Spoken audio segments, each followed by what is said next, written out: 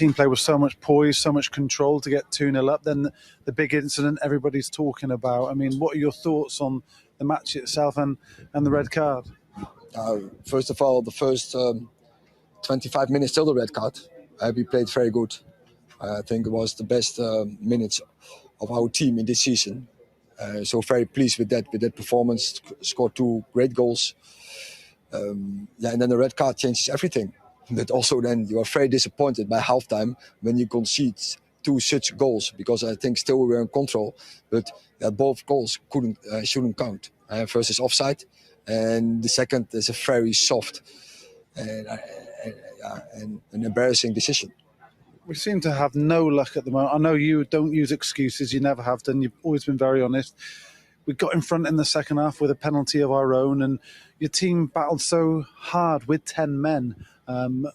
What happened then? Was it the game management? I mean, they seemed so in control again with 10 even. Yeah, I think so. And so that is disappointing, and that you are still losing the game. And but we have to take it as it has happened.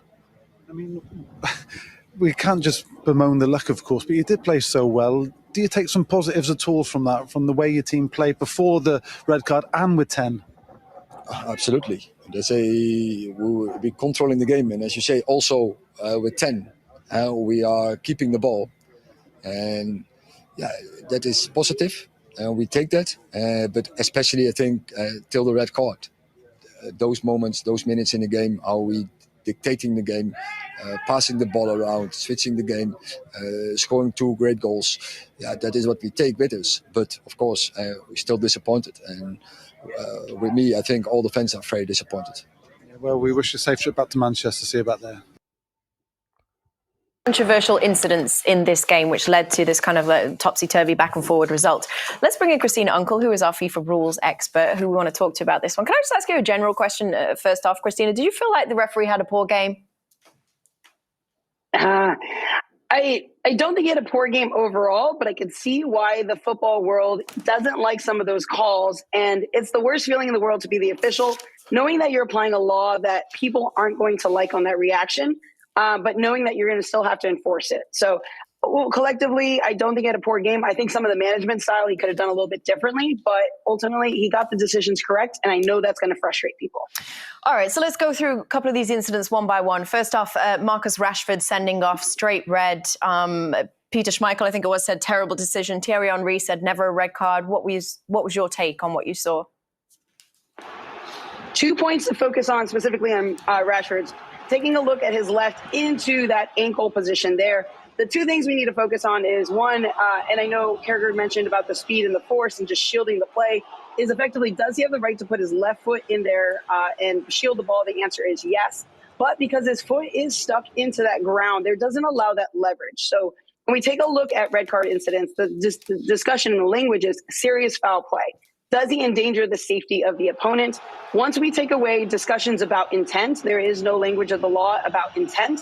And you take a look at where his foot is, it's planted, studs into that ankle, the foot's trapped, and it goes into it. That does rise to the level of interpretation for us to apply a red card. So was this the appropriate recommendation for VAR for serious foul play for a red card because of the factual elements of this game? The answer is yes. Once you take out intent, which a lot of people are focusing on, you're right, there is no intent by Rashford on this. But because the foot is planted, it's stagnant, and therefore the studs are going into it with that, you don't need a lot of pressure and force at that moment to potentially break an ankle, and that's what leads it into a red card. Yes or no, would you have given a red? Yes, we would have to give a red. This is consistent and this is expected. The referee's position on that, sometimes I understand VAR, a referee can't see it. The referee couldn't have had a better position. He was literally 5 yards away from it, saw it in real time and just waved play on. He then goes to the monitor, and I understand he's probably got no option, but his position is absolutely fantastic. For me, a yellow card is suffice there. And the referee's position is fantastic, and nobody else on that pitch thinks there's any danger of being a red card. No one stops, no one appeals. The game carries on, and the referee's position couldn't have been better. Micah, you look disgusted. I think, Jamie, you hit it. Oh, go ahead, Micah. No, I agree exactly with what Jamie said. There's always this talk about putting ex-players within the referees and learning the game. Anyone who's played the game knows full well that that should be a yellow card and not a red card. Obviously, by your law, it comes out a little bit different, but there's no intent there. I mean, he is endangering the opponent a little bit, but I think a yellow would be the right decision there. I can't get in my head why that's a red. It's 2 no's. Yeah, I mean, I agree with everything that they're saying. That's how I feel. I think there need to be more players that have played the game at a professional level that are having these discussions with the referees. I'm not a big fan of VAR because it makes the ref look bad if they go and they're able to look at the replay and they get it wrong and then they come out and admit their mistake. It'd be better to not have VAR in the first place. And also, I think it ruins the game for the fans in the sense of not knowing when to celebrate goals. Is it going to be called back? Is it not? I have no problem with goal line technology. I have no problem with the offside technology, but for me, I think VAR runs the game. It slows the game down. It forces players to try to snitch on each other, to hold the ball, to wait, to look at the play again. I honestly don't like it, but like Christina said, I mean, it's a difficult job to have. I totally agree with what he just said. I put a tweet out and Christina replied to me about it. I've always been a big advocate for it because I always think the game should evolve and move forward. And I always think if we're missing big decisions that are costing teams points, we've got to try and, you want the right team to win, I would say. But I actually think, and I want to ask you, Christina, as an official, do you think officials or the game is actually, how much is the game gained from having VAR? And also for you as an official, you don't grow up wanting to be stuck in a room looking at replays. You want to be on a field of play managing a game of football. How is it from your point of view? And as I said, do you think the game has gained enough for us to stick with VAR? Jamie, I love this question on the overall VAR concept itself. From an official standpoint, having grown up, not needing it, feeling the context, what the players are demanding, what the game expects at that moment, that is the art of officiating, right? You can call balls and strikes, and for the American fans, right, in baseball, balls and strikes in and of itself, and that's factual in basis. But what makes a good referee to a great referee is those who can feel the game. They can sense the game. They can sniff the game. You're right. He's standing right there. It's a yellow card. Many of us would have probably given a yellow card in the instance. But the biggest point here to highlight is that VAR was not introduced by the officials. VAR was introduced by the players, the coaches, the clubs, the leagues. They are the ones who wanted VAR to correct the hands of God, the maradones, all of those things. That's what VAR was introduced for. And the laws themselves are created by IFAB. Referees don't sit on those committees. It's actually players, coaches that sit on these committees that say, here is what we think should be and should not be a red card. So with all of that put together, that's how VAR is put together. That's how the laws are put together. From an officiating standpoint, we are okay with knowing that there's going to be some errors because we're human. However, the modern day game with the numerous amount of cameras that are there is not okay with there being a margin of error. And until those worlds come together and understand there will be a margin of error, and then those who want 100% certainty, that's where we're always going to have these arguments and conflicts, especially when it comes to handling offenses. Is that subjective, and should that have been sent down? All right, cool. I guess let's move on to the penalty incidents then, because there were 2 penalty incidents in this one, Christina. One given for Copenhagen at 2-1 Man United, another one given for Man United at 2-2. Can you give us your thoughts on both of those? One thing I can say is at least the officials are being consistent on the application, right? So here, unfortunately, the deflection argument is going away. So anyone arguing a deflection in the first potential handling, that argument has gone away from the current interpretation. Then you had essentially hitting twice.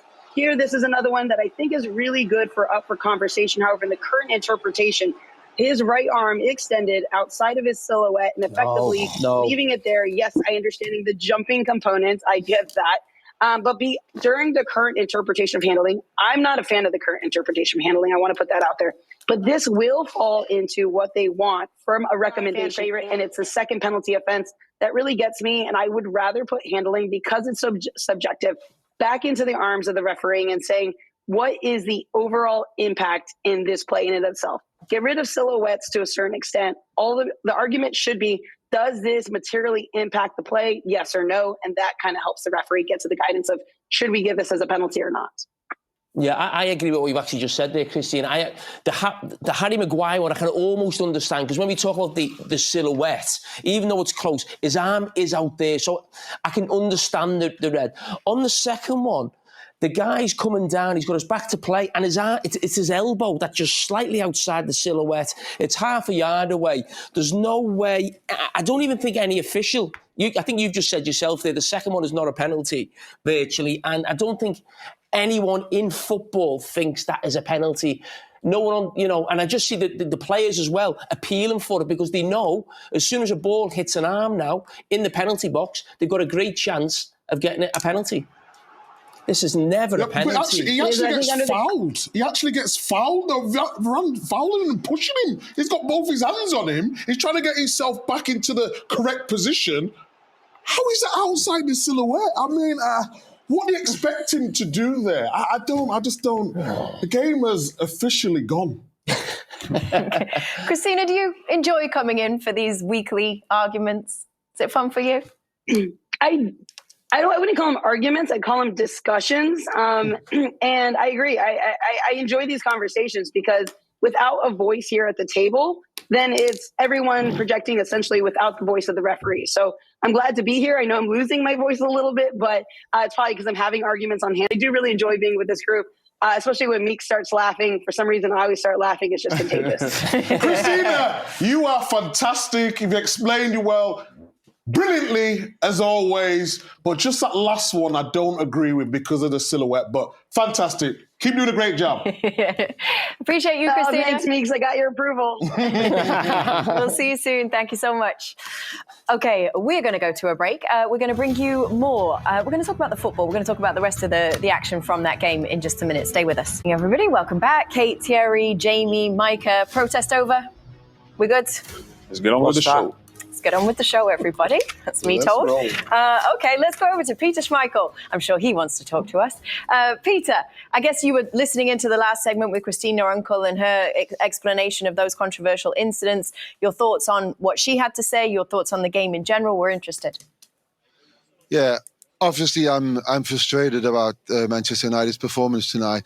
I just want to say one thing about what Christina said and the explanation. I mean, I love Christina. I think she explains everything very, very good. But I'm a bit tired of we don't understand now who we are playing this game for. It's for the people who here, the 36,000 here, and not a single one of them reacted to any of those incidents. No one was screaming for a red card. No one was screaming penalty for both situations. And the game was stopped. Nobody knows what goes on. And it kind of kills, what was, I have to say that, a great atmosphere. It just kills it. It kills the enthusiasm for fans who are in the stadium. And I just think, it's fine. You can explain your way out of it with a letter of the law. But common sense has gone out of football. And VAR, I mean, they've had a bad 2 weeks. I have to say that. We need to rethink that. That is my opinion. What about just the overall picture for Manchester United? How do you come away from that game feeling about the current state of affairs there? Yeah, I mean, cruising at 2-0, could have been 3-0. Rasmus Højlund had that chance that was saved by the goalkeeper. Then he had another one which could have been 3-0 again. And then, of course, the red card happened. And well, first of all, this is the first goal. This is something we haven't seen from Manchester United for a long time. Van Bissaka obviously been injured, and Anson has been in this position that Rashford was in here. Now, we haven't seen them work together as a pairing. That leaves that space for McTominay to run into. And it was just brilliant to see that. We were screaming for something like that to happen for weeks. And Van Bissaka, people say he's not a good player when he gets a ball. I think he's doing really well. It just doesn't look elegant. But it was brilliant. And of course, Rasmus Højlund scoring that goal. And here we go.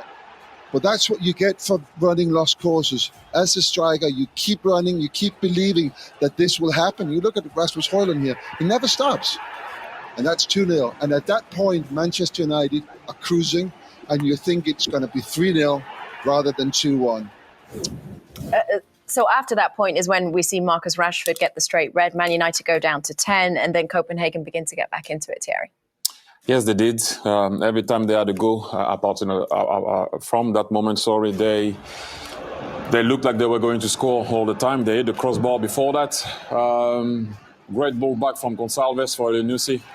and obviously makes it 2-1. And then at that moment, guys, I think we all thought it was going to be 2-2. Jamie? Yeah, you said, didn't you, Thierry? Yeah, I mean, the really poor thing for Manchester United is the actual panic. And what I mean by that is that in this game, they've conceded twice in 4 minutes. Twice. So when the first goal goes in, you know, as experienced players, you need to keep your head, so you need to be on that pitch to calm things down. And before you know it, yes, they get to 2-2. But as Thierry said, the second half was really strange. Copenhagen didn't come flying out the traps, let Manchester United have a lot of the ball. Manchester United find themselves now in front. And then Copenhagen decide to put the afterburners on. Very late goals, Micah. Yeah, and you was expect that. I mean, Man United, like you said, defended not the greatest, but when you got 10 men, it's always difficult, especially in the Champions League.